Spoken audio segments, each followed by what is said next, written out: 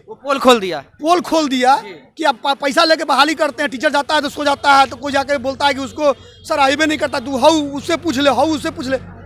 Sir एक चीज़ बताओ हमको, सरकारी स्कूल में किसका बच्चा पढ़ता है? आप एक चीज़ बता दो हमको। सिर्फ और सिर्फ अभी के समय में गरीब के बच्चे पढ़ते हैं।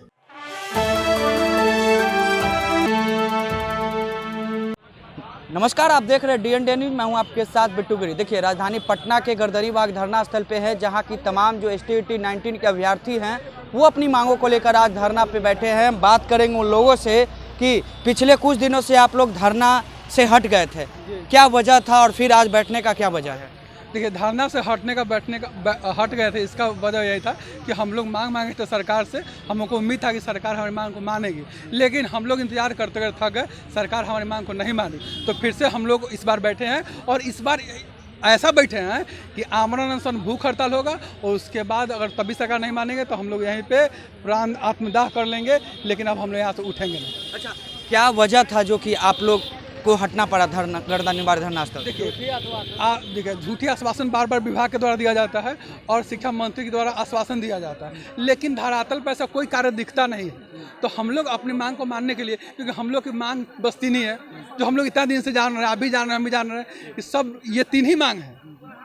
ये तीन मांग है कि ऑनलाइन सेंट्रलाइज बहाली करना है। ये विभाग नियोजन इकाई घूम के बिहार में 1800 से ऊपर नियोजन इकाई है, कितना घुमाइएगा हमको। और स्टेट मेरिट के अंकों पे बहाली हो, जो अंक ज़्यादा हो उसकी बहाली पक्की होनी चाहिए, इसमें तो कोई सोचने वाली बात ही नहीं है। और तीसरी बात कि तुरंत बहाली, आप जो है कि जितना जल्द हो सके अब बहाली खुलवाइए, यही तो हम लोग की मांग है। अच्छा, ये बताइए, आप लोग धरना पे फिर से बैठे हैं, कह रहे हैं सरकार अगर नहीं सुनती है आमरण अनशन करेंगे, आत्मदाह करेंगे, तो क्या लगता है सरकार के लोग यहाँ आएंगे आपकी मांगों को सुनने?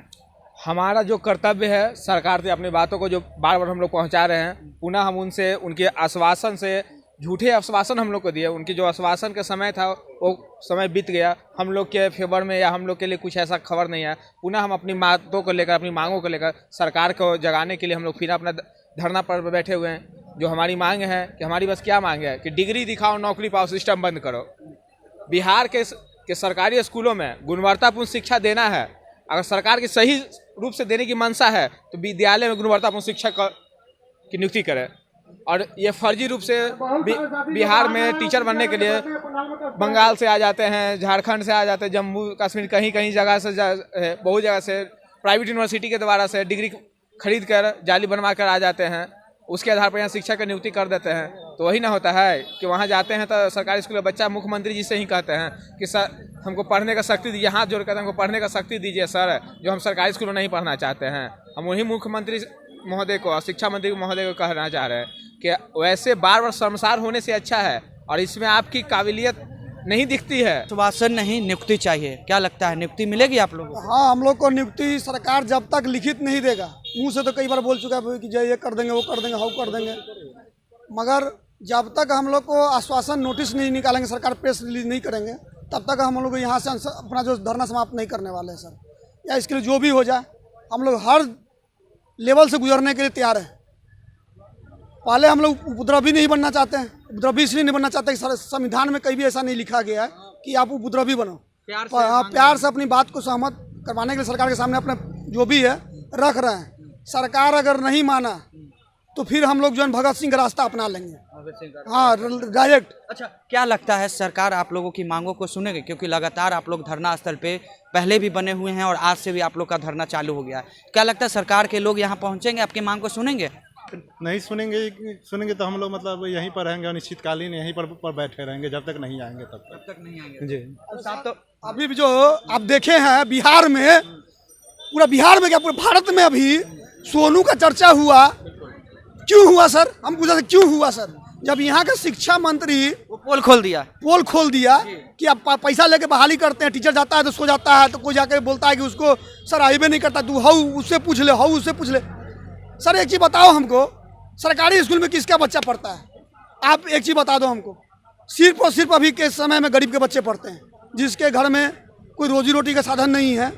अगर थोड़ा भी रोजी रोटी का साधन है तो उसका बाप कॉन्वेंट स्कूल में नाम लिखवा दो। मांग करते हैं हम लोग सोचते हैं कि जो जितने भी योग्य शिक्षक हैं जो मेरिट में आए हैं सर, ये लोग मान लीजिए क्वालिफाइड होने के लिए हम लोग थोड़ी पढ़े हैं सर। हमारा अभी भी एनटीपीसी का एग्जाम है सर, अभी 6 लेवल के एग्जाम दे के आए हैं। अभी 5th लेवल के एग्जाम मेरा 15 तारीख को है, फिर 16 को है, 17 को है। तो हमारा शौक है कि सर यहाँ बैठने का, वो तो हमारा डिसीजन होगा कि हम रेलवे में जाएंगे कि मास्टरी करेंगे।